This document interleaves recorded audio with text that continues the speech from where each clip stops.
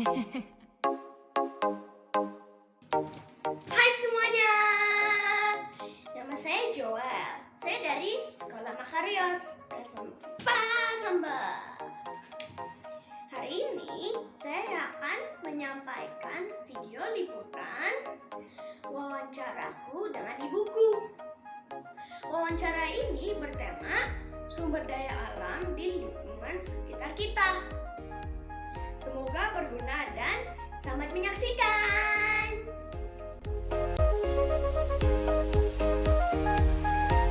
Selamat sore Bu Bella. Oh iya Dek.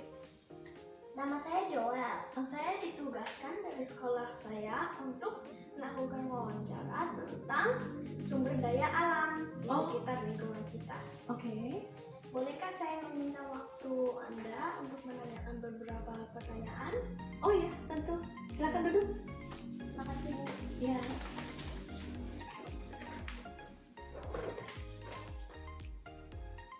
Sebelum kita mulai, bolehkah saya tahu apa pekerjaan Ibu sehari-hari? Oh, saya sekali-kalinya adalah ibu rumah tangga. Baik Bu, pertanyaan pertama ya Bu. Iya. Menurut Ibu, apa definisi dari sumber daya alam? Sumber daya alam. Sepertinya sumber daya alam adalah segala sesuatu yang dihasilkan di alam untuk menunjang kehidupan kita sehari-hari.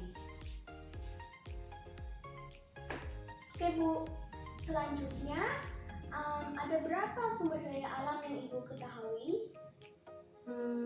Setahu saya ada dua.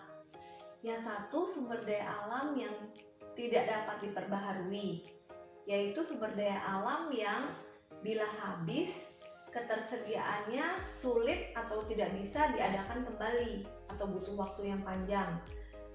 Yang kedua, sumber daya alam yang dapat diperbaharui, artinya sumber daya alam yang jumlahnya tersedia banyak dan bila habis bisa diadakan kembali. Oh, baik Bu. Kemudian, bisakah Ibu memberi contoh sumber daya alam di sekitar lingkungan Ibu? Di sekitar saya yang paling sederhana udara yang kita hirup, sinar matahari, air, tanah, hewan peliharaan, ada ikan, tetangga punya ayam, lalu tanaman yang ada di halaman.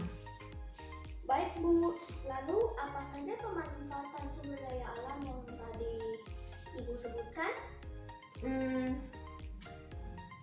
Untuk air kan digunakan untuk mandi, mencuci, dan minum. Ya. Untuk tanah digunakan untuk bercocok tanam.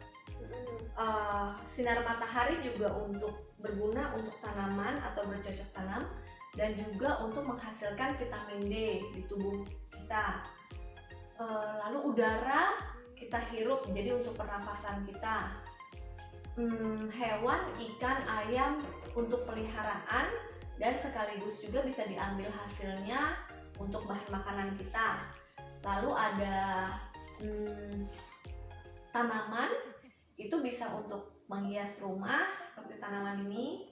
Lalu juga bisa untuk diambil hasilnya misalnya untuk bahan makanan. Baik Bu, lalu menurut Ibu mengapa sumber daya alam harus dilestarikan? Karena kita semua yang menggunakan dan merasakan manfaatnya. Dan sumber daya alam itu kan terbatas jumlahnya, apalagi yang tidak dapat diperbaharui. Jadi kalau suatu ketika sampai habis, kita semua yang merasakan akibatnya dan tidak bisa menikmati pemanfaatannya lagi.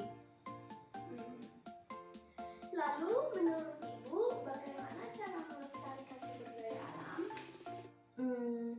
Dari yang sederhana saja, misalnya kita bisa menanam tanaman di halaman rumah kita.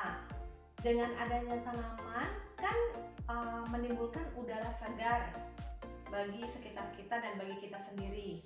Kemudian kita juga bisa melakukan penghematan dari yang hal-hal yang sederhana seperti pada saat kita menggunakan air, sudah selesai digunakan, keran ditutup.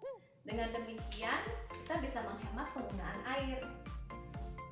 Oh, jadi terakhir ya Bu, Baik. apakah Ibu ada saran untuk penonton-penonton yang ada di rumah? Sumber daya alam adalah sesuatu yang kita semua rasakan manfaatnya. Jadi itu adalah kewajiban kita juga dan tanggung jawab kita untuk memastikan itu tetap ada untuk kita manfaatkan. Dan itu semua harus dilakukan oleh setiap dari kita. Jadi, yuk kita manfaatkan sumber daya alam dengan cara yang bijaksana. Seperti itu. Setuju Bu.